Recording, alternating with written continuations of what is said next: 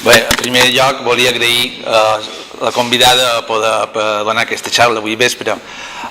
Jo crec que en aquesta època de falta de referents socials, inclús científics, una institució com aquesta té més sentit que mai, no? Fora de validats partidístiques i polítiques i associacions urològiques o més concretes de cada una de les nostres especialitats. Una associació, una institució com aquesta ja mil·lenària, bueno, quasi centenària, aquí tan dignament representada per tots els acadèmics, que jo voldria coincidir que tots són referents científics en cada una de les seves àrees d'interès, però per jo sobretot són un referent ètic. Cada un dels acadèmics són un referent ètic de lo que és l'amor i la bona pràctica professional i que tindria que animar la resta de metges de les Balears a seguir per el camí que ells han emprès.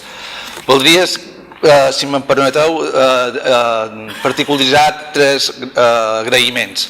Una seria, primer, com no pot ser altra cosa, de manera del meu amic Fèlix Gràcies, que juntament amb Antònia Costa va dirigir la meva tesi doctoral.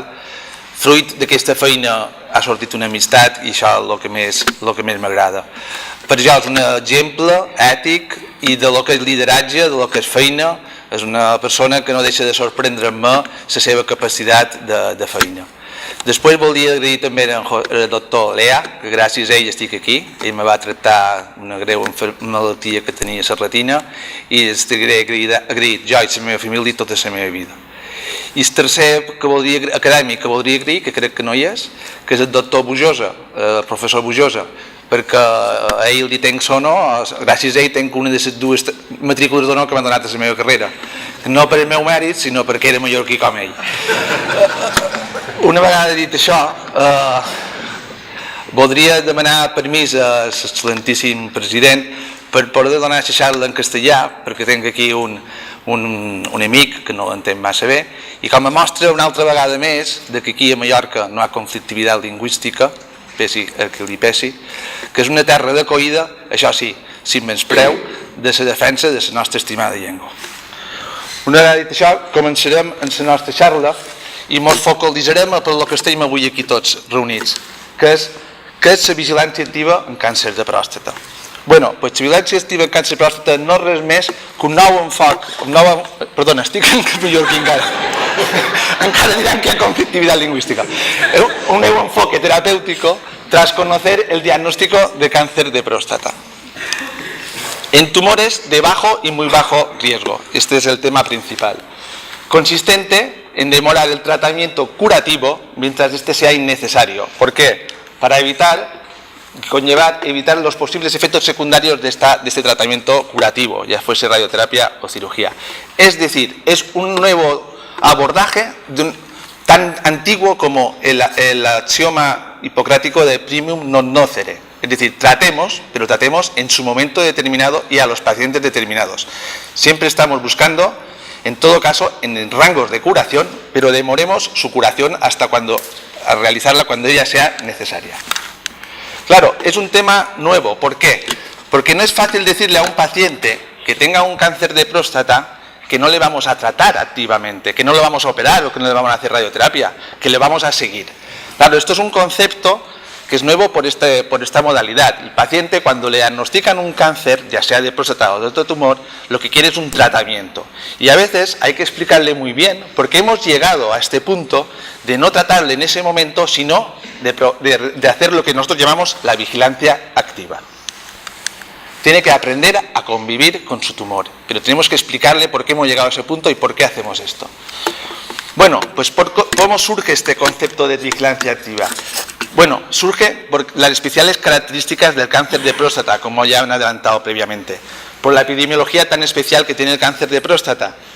Porque si hacemos un screening poblacional, que podemos discutir después, llegaremos a un sobrediagnóstico. Y este sobrediagnóstico conllevará un sobretratamiento, con aumento de los efectos secundarios indeseables. De ahí que sea útil el manejo conservador en estos pacientes. La verdad es que ya sabéis que en medicina, como en tantas cosas de la vida, hay movimiento pendular. En Estados Unidos, durante muchos años, se hacía una política muy activa, muy proactiva de diagnóstico precoz de cáncer de próstata y aumentó muchísimo la incidencia. Y no bajaban la mortalidad. Y eso hizo que en el 2014 un comité de expertos dijera, oye, nos estamos pasando, no tenemos que hacer una campaña de screening tan salvaje, no tenemos que pedir PCR de manera indiscriminada, ¿no? Esto ha conllevado cierto debate social en Estados Unidos. De hecho, Ben Stiller, que es un actor que va rotando por televisiones de todo el mundo, estuvo hace poco en El Hormiguero y planteó el problema de que él estaba vivo gracias a que le habían hecho un PSA y animando a que siguieran haciéndose PSAs, que es la prueba para saber si tienes un cáncer de próstata, a los pacientes de Estados Unidos y europeos. Tanto es así que este debate social se ha reproducido hasta en el debate político. Os recordaréis todos las salvajes elecciones presidenciales de Estados Unidos del año pasado, de hace 2 años, donde Hillary Clinton, en 2 conferencias que hizo, 2 meetings, tuvo una neumonía.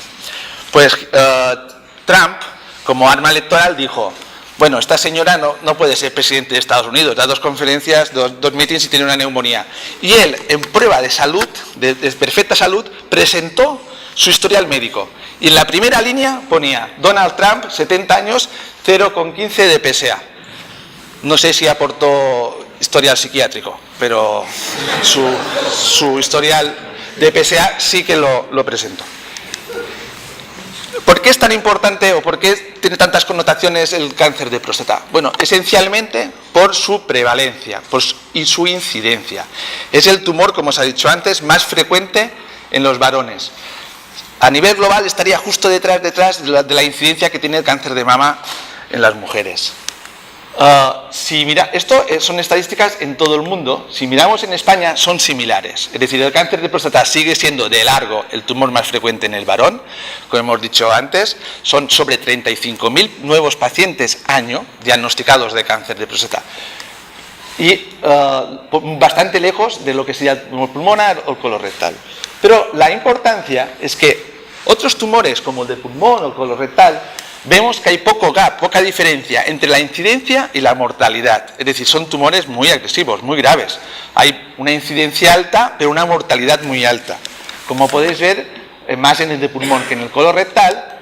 En cambio, con el cáncer de mama en las mujeres hay mucha incidencia y, gracias a Dios, mueren menos mujeres. Pero el cáncer de próstata, lo veis, es el que tiene el gap más amplio. Es decir, entre la incidencia y la mortalidad hay muchísima diferencia. ¿Qué conlleva todo ello? Pues que el cáncer de próstata es un tumor muy prevalente en nuestra sociedad. Si estamos hablando de que tenemos sobre 30.000 pacientes diagnosticados años, de los cuales en España solo mueren 5.000, es fácil deducir, está en la prevalencia a 5 años, es mayor de 100.000 personas. O sea, más de 100.000 personas pueden tener un cáncer de próstata, una historia de cáncer de próstata en nuestro país. Con lo cual, la primera afirmación es que el cáncer de próstata es muy prevalente en nuestra sociedad gracias a que su mortalidad es contenida, gracias a Dios. Bueno, tendríamos que explicar un poquito lo que es la historia natural del cáncer de próstata.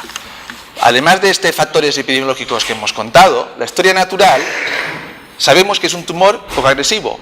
Hay un estudio muy interesante que es un metaanálisis publicado hace poco en el Lancet de más de 100, son 29 estudios que juntan, que analizan todos tienen que tener por lo mínimo 100 pacientes por serie y han mirado en pacientes que no tenían sintomatología previa prostática, cuántos tenían tumor en la necropsia, en la próstata de estos tumores. Y han llevado hasta importantes hallazgos. Que en pacientes de menos de 30 años que no tenían ninguna clínica, encontraron un 5% de pacientes con lo que nosotros llamamos cáncer de próstata incidental o latente. ¿De acuerdo? Cuando eran pacientes de 40 a 50 años, hasta el 15%. Y en pacientes mayores de 80 años, casi 2/3 de estos pacientes que habían muerto por otra causa, al analizar su próstata veían que tenían un tumor de próstata. ¿Qué significa eso? Que se murieron con su cáncer de próstata, pero por otras causas. Ese tumor era un tumor insignificante, un tumor asintomático, un tumor latente. Con lo cual, el cáncer de próstata es una realidad epidemiológica de primer nivel, es el tumor más frecuente en los hombres. Pero tener cáncer de próstata no es sinónimo de morir de cáncer de próstata. De ahí que si hacemos un sobrediagnóstico podemos condicionar un sobretratamiento. Con lo cual, la primera pregunta es, ¿podemos evitar este sobrediagnóstico y en consecuencia el sobretratamiento? Bueno, esta es la pregunta que se hace mi amigo. Y dice, entonces, si el cáncer de próstata no es tan peligroso, ¿hace falta pedir PSA, que sería el screening poblacional, a todo el mundo? Bueno, esto es un tema muy controvertido que luego podemos ampliar. Pero lo que dice los últimos estudios, el estudio europeo más importante de screening de cáncer de próstata, es que a los 9 años no había apenas diferencias, pero así como pasan los años sí que hay diferencias. De manera que a los 13 años se ha visto que había una disminución de la mortalidad de hasta el 27% en el grupo de screening, en contraprestación al grupo de casos control. Con lo cual, es más que evidente que tener cáncer de próstata no es sinónimo de morir de cáncer de próstata, pero que dado el beneficio de este screening, es muy difícil evitar el sobrediagnóstico en estos pacientes. Con lo cual, la siguiente pregunta es, vale, ¿y podemos evitar el sobretratamiento en cáncer de próstata? Bueno, aquí también tenemos estudios que han determinado, estos son estudios escandinavos que son muy disciplinados, porque son pacientes que tienen un cáncer de próstata y les han dicho, a algunos les vamos a operar y otros que usted tiene cáncer de próstata le vamos a seguir. Esto en otros medios no se podría hacer, pero en Escandinavia se ha podido hacer. Y ahí han demostrado que en el grupo que se habían tratado en cáncer de próstata precoz, tempranos, en estadios tempranos, ha habido beneficio en lo que es la mortalidad de hasta casi un 15%. Es decir, disminuíamos la mortalidad en los pacientes que operábamos o irradiábamos respecto de los que no hacíamos nada. Con lo cual, está claro, hay que tratar. Pero, ¿a qué coste?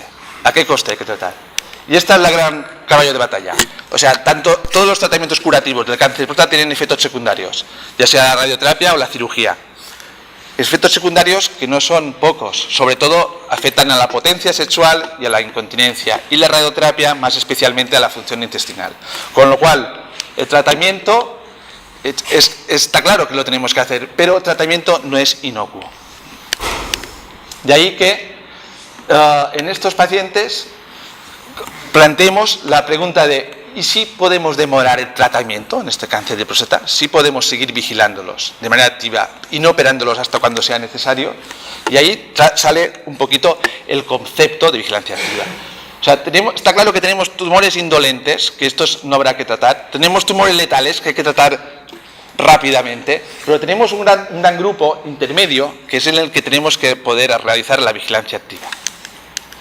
Es decir, posiblemente no haya que tratar a todos los pacientes que tienen un cáncer de próstata, solo a aquellos que tengan un cáncer de próstata mórbido o mortal.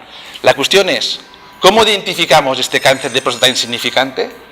Y después de esto, ¿cómo lo seguimos? ¿Cómo lo monitorizamos?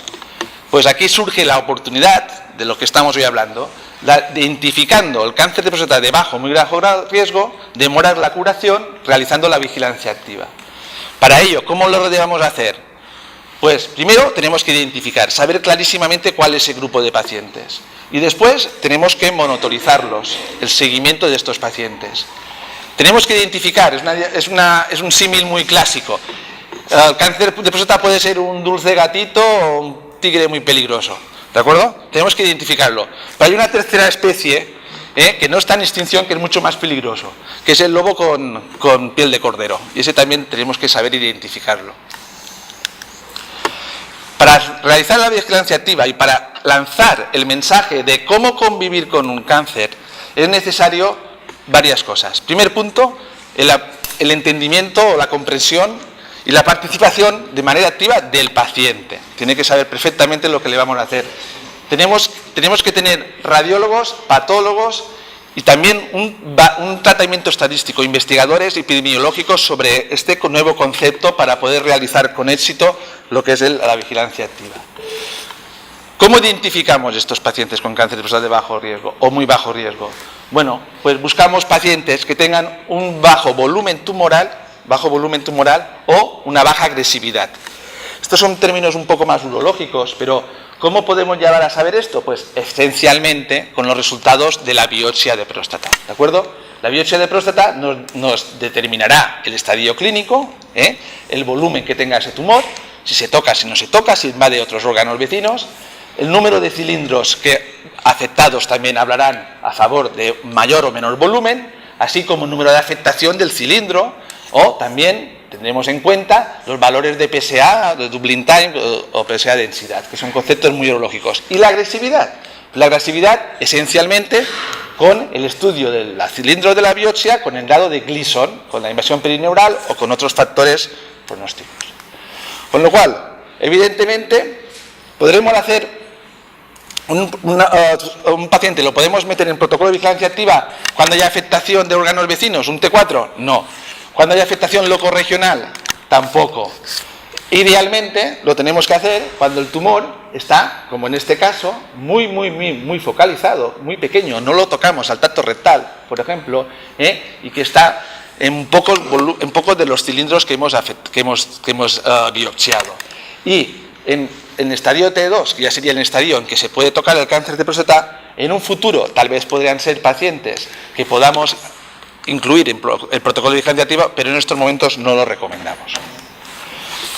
Vamos a hablar brevemente de lo que es el Gleason. El Gleason, porque esto es un concepto anatomopatológico, da nombre y honor a Donald Gleason, que fue un patólogo americano, que este hombre estudió lo que eran las piezas de próstata o las piezas de los cilindros de la biopsia y determinaba dos patrones, un patrón primario y un secundario. El primario sería el predominante y el secundario sería el accesorio.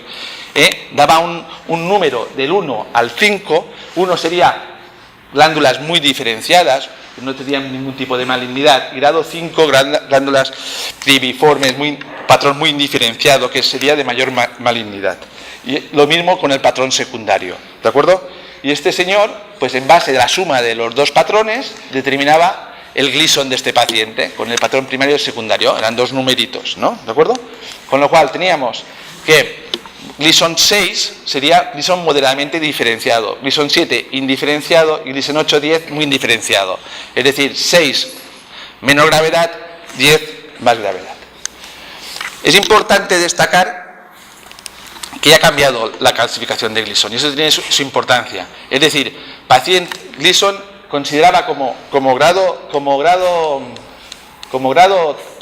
3, consideraba antes que podía haber alguna glándula cribiforme. Ahora se ha simplificado y han dicho no, si hay glándulas cribiformes no es grado 3, es Gleason 4. Con lo cual, ¿qué ha pasado? Que pacientes que nosotros históricamente pensábamos que eran Gleason 6, ahora serían Gleason 7. ¿De acuerdo? Son pacientes que tienen peor pronóstico de los que nos pensaban. Y ahora es más depurada la clasificación. Ahora cuando dicen que es un Gleason 6, es que no hay ninguna glándula cribiforme en la muestra del patrón primario y secundario. Y eso tiene su importancia, ¿no?, en la reclasificación de estos enfermos. Bueno, pues ¿cómo identificamos estos pacientes? Pues seguimos un poquito el protocolo de los distintos centros mundiales que han establecido las experiencias iniciales en vigilancia activa. Hay que decir que esto no es un concepto nuevo. Esto empezó en Toronto y en la clínica Mayo, en la clínica Johns Hopkins, Baltimore. Llevan 15 años haciendo vigilancia activa. O sea, no es una modalidad de tratamiento nuevo. Lo que pasa es que de cada vez se está poniendo más en evidencia el beneficio. Pues estos centros de referencia ven que todos coinciden en que tenemos que hacer vigilancia activa solo en pacientes con Gleason 6. Con Gleason 7, 3 más 4 es muy dudoso. Con lo cual, este sería el primer grupo, Gleason 6. Y luego, con pocos cilindros afectados. No tenemos que tener mucha muestra tumoral en la biopsia. ¿De acuerdo? Estos serían los pacientes que nosotros identificaremos a poder incluir en este protocolo de estudio. ¿Y cómo los monitorizamos a estos pacientes? ¿Cómo los seguimos? Pues aquí también tenemos la experiencia de los distintos centros de referencia mundiales, donde esencialmente lo que hacen es biopsias de confirmación. La primera es muy importante. Tenemos que hacer una biopsia de confirmación al año. Y luego cada 3 años, algunos centros son más estrictos y hacen biopsias cada año, otros las difieren un poquito más. Pero además de pedir un PSA, de tocar la próstata y hacer una biopsia cada 3 años, tenemos que ser muy estrictos en el cumplimiento del seguimiento de estos pacientes. ¿Por qué? Porque en un momento determinado, si vemos que no cumplen estos criterios, tenemos que darle al botón de START. START significa tratamiento activo. Tenemos que hacerle algo, o radioterapia o cirugía, pero tenemos que tratarlo. No podemos mirar hacia otra parte, ¿de acuerdo? ¿Y cuándo tratamos a estos enfermos? Pues cuando sube el Gleason, cuando sube el número de cilindros, cuando sube de manera determinante el PSA. Es decir, tenemos distintas maneras de valorarlos, de seguirlos, y en base a estos criterios es cuando decidimos hacer el tratamiento activo. Bueno, la pregunta es, bueno, y en base a todo esto, no tendríamos ninguna prueba de imagen que nos pudiera ayudar a seguir a estos pacientes para ver la agresividad y el volumen tumoral. Y aquí aparece el papel que es novedoso de la resonancia nuclear magnética prostática. Novedoso porque en los primeros protocolos de vigilancia activa no estaba popularizado el uso de esta modalidad de tratamiento, pero ahora lo hemos incorporado a nuestro arsenal para hacer el seguimiento.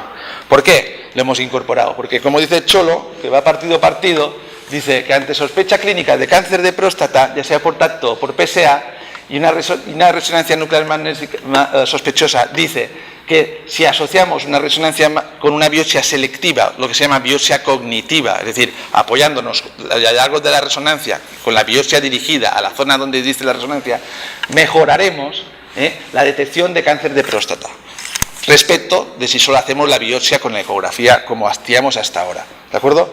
Con lo cual se pueden hacer varias preguntas. Uno puede decir, bueno, ¿y qué? ¿Podría la resonancia detectarme estos cánceres de próstata clínicamente significativos en los pacientes candidatos a vigilancia activa o el mío? Pregunta, ¿y esto podría utilizarse para no hacer biopsias y hacer solo resonancias para seguir estos pacientes y no someter a las biopsias? Bueno, me sabe mal dar la razón a Cristiano, pero en este caso Cristiano tenía razón. Sí, la resonancia puede ser útil para detectar cánceres significativos en estos pacientes, pero tenemos que seguir haciendo biopsias para determinar si hay un aumento de Gleason, un aumento de malignidad de estos pacientes. No podemos hacer solo resonancias, ¿de acuerdo? Con lo cual, en base a toda la evidencia científica que he ido vertiendo de los distintos estudios, esto ha tenido su repercusión en las guías clínicas. Las guías clínicas es nuestra Biblia, esencialmente la guía clínica europea. En base a eso, todos los urólogos españoles y europeos hacemos nuestro tratamiento, nuestras indicaciones, nuestra praxis médica. Y las guías clínicas ya la han incorporado clarísimamente la vigilancia activa como lo que se tiene que hacer o lo que se debería aconsejar hacer en ese tipo de pacientes de muy bajo grado. No solo las guías clínicas europeos, también las guías americanas van en este mismo sentido. De ahí que llegamos a cómo lo hacemos en el hospital de Manacor. Está aquí la doctora Hernández con su niño recién nacido, que es la que lleva un poquito el día a día de los pacientes con vigilancia activa en nuestro hospital. Y nosotros, el concepto es el mismo que he dicho antes. ¿Cómo los incluimos en estos pacientes? Pues consideramos pacientes a tratamiento de vigilancia activa, de nutrición curativa, o sea, es decir, son los pacientes que tienen una esperanza de vida mayor de 10 años, que quieren o desean demorar el tratamiento radical, evitando las complicaciones. Como he dicho antes, pues les explicamos en lo que consiste la vigilancia activa y si cumplen los criterios de inclusión, los ponemos en protocolo. PSA menor de 10, PSA densidad menor de 20, estadio clínico T1, es decir, que no lo toquemos al cáncer de próstata, Gleason en la biopsia de 6, con menos de 2 cilindros afectados, ¿de acuerdo? Y con una afectación pequeña del cilindro. Tenemos que tener en cuenta que tiene que ser una buena biopsia de base. No podemos incluir un paciente en protocolo de vigilancia activa sin haber hecho una biopsia de próstata que no tenga por lo menos 10 cilindros. Se propone este esquema de seguimiento. Le hacemos un control cada 6 meses, más o menos, PSA tacto rectal. La resonancia la hemos incluido en el protocolo nuestro. Pedimos una resonancia a los 3 meses. Hasta el momento se tienen que ir a hacer las ONSPASes, que la hacen muy bien, pero espero que en el hospital de Manacor, y aquí está nuestra gerenta, que ya estamos iniciando las obras para hacer una unidad que podamos tener resonancia nuclear magnética, lleva siendo hora, creo que somos el único hospital público que no la tenemos, para poder hacer resonancia nuclear magnética a nuestros pacientes. Y luego repetimos la biopsia al año y a los 3 y cada 3 años, ¿de acuerdo? Y es muy importante, y así hay que decírselo al enfermo, esto es un esquema curativo, pero cuando tenemos algún hallazgo en el protocolo de seguimiento tenemos que pasarlo a tratamiento activo, tenemos que operarlos o radiarlos, ¿de acuerdo? Pero también puede existir porque sea la decisión del paciente. Hay pacientes que a lo mejor tienen ansiedad por su problema de fondo y si en un momento determinado dicen, oye, yo quiero tratarme, pues no discutimos nada. O sea, efectivamente, ya lo ponemos en protocolo de tratamiento radical. O si aumenta el tacto clínico, o sea, si la tocamos a la próstata, si aumenta el estadio clínico, lo tenemos que operar. También tenemos que operarlo si en la biopsia aumenta el Gleason que decíamos 6, pasa a 7. o si aumenta el número de cilindros que salen positivos, o si aumenta la longitud del cilindro afectado. Entonces, en todos estos pacientes los tenemos que pasar a rama de tratamiento activo. Vale, muy bien, sí, todo esto parece muy interesante, pero como dice este buen señor, pero suena más a experimentación, como mucho, investigación, pero que a realidad, y con la salud no se juega. Dice este señor, ¿tenemos resultados de esto? Pues sí, tenemos resultados, y resultados a largo plazo. En la clínica Johns Hopkins tiene resultados a 15 años. ¿Y qué dice? Que la supervivencia es altísima. Hay una mortalidad a los 15 años en pacientes que han entrado en protocolo de vigilancia activa del 1%. Es decir, 99% de los pacientes que han entrado en protocolo de vigilancia activa siguen vivos a los 15 años. ¿De acuerdo? De los cuales aproximadamente la mitad han pasado a tratamiento curativo. Pero hay la mitad que siguen en protocolo de vigilancia activa, que no han sido sometidos a una cirugía o una radioterapia. Yo creo que son resultados espectaculares ante los que no nos podemos mirar hacia otra parte. O sea, tenemos que considerar que esta es la mejor opción de tratamiento en estos pacientes seleccionados. Difícilmente podremos conseguir una mortalidad solo del 1% a los 15 años. Estos resultados son similares en los demás centros, en los de Toronto, que es el CLOTS, tienen resultados a lo mejor un poquito más bajos, llegan a una mortalidad del 2%, 2,5%, porque es una serie más heterogénea. Incluían pacientes con Gleason 7, pero en el Johns Hopkins, que solo incluían Gleason 6, y es verdad que hacían biopsias más repetidamente, aseguraban, en base de sus resultados, que solo el 1% de los pacientes va a morir a los 15 años por su cáncer de próstata. Nosotros tenemos una experiencia limitada, ¿vale? Sobre todo en el tiempo, ¿de acuerdo? Pero estamos, como tiene que ser de otra manera, cuando hablamos de estos temas, estamos inmersos o estamos incluidos en un grupo de investigación multicéntrico español, en un contexto de un ensayo clínico que se llama el Spanish Urological Association Registry, una base de plataforma de investigación clínica que está liderada por Ángel Borque, que es antiguo compañero mío de residencia y muy buen amigo mío, y este doctor, con el doctor Rubio del Ivo, son los que conllevan el peso científico de este registro español. ¿De acuerdo? Somos muchísimos centros que estamos incluidos en este registro, y evidentemente no puedo dar datos nuestros porque solo llevamos 2 años haciendo vigilancia activa, tenemos que hablar a largo plazo, pero lo que sí que podemos ver en la CL del PIEM, que es muy similar a los resultados que tenemos nosotros, en el PIEM en este momento llevaban 600 pacientes, ahora ya llevan casi 2.000 pacientes, Hemos incluido en la plataforma de investigación clínica en menos de 2 años casi 2.000 pacientes. Es decir, que es una cosa que está creciendo día a día. Y lo que vemos a corto plazo, lo que podemos decir es que en España permanecen en vigilancia activa en los pacientes de la plataforma casi el 60% a un panorama de casi 4 años. Es decir, estamos consiguiendo reproducir los resultados internacionales. ¿De acuerdo? Bueno, ¿y tenemos alternativas a la vigilancia activa? Bueno, pues la alternativa principal sería la terapia focal. Ahora bien, tendríamos que pensar que tendríamos que reproducir los buenos resultados que estaba diciendo antes, ¿no? La terapia focal se podría hacer por IFU, por crioterapia, por electroporación, con ablación con radiofrecuencia, braquiterapia, láser, ¿de acuerdo? Pero hay que hacer constancia que las guías clínicas, que son nuestra Biblia de praxis médica, dicen que en estos momentos la terapia focal solo tiene que ser ofrecida como alternativa terapéutica, y está en estos momentos investigacional, ¿de acuerdo? Solo se tiene que ser limitada a centros que hagan investigación clínica con estas nuevas modalidades de tratamiento. Ya para acabar, quería acabar con una pequeña reflexión, porque es una pregunta que me hacen muchos pacientes. Usted me mete en el protocolo de vigilancia activa, doctor, muy bien, pero mientras tanto, ¿qué puedo hacer yo para que no se desarrolle mi tumor a peor? ¿Vale? Y esto es unas recomendaciones que sirven para todos los que estamos aquí. Yo no tomo mucho en consideración, que es hacer ejercicio físico, que es perder peso, que sería reducir la ingesta de proteínas animales y de carbohidratos, y está hoy en día de cada vez más en valor el beneficio que podrían tener los macronutrientes naturales, capsicaín, licopeno. A lo mejor aquí el doctor Grases podría ofrecernos algún dato sobre este tema, y de un interés creciente la asociación en estos pacientes de tratamiento con estatinas o metformina. Con lo cual, ya para acabar y como para concluir, ¿el cáncer de próstata es un problema sociosanitario de primer nivel? Sí.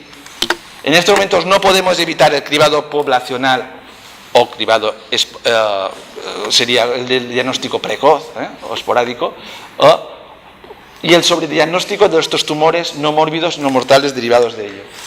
Con lo cual, lo difícil es tamponar el binomio sobrediagnóstico, sobretratamiento. Lo que tenemos que evitar de todas las maneras es sobretratar.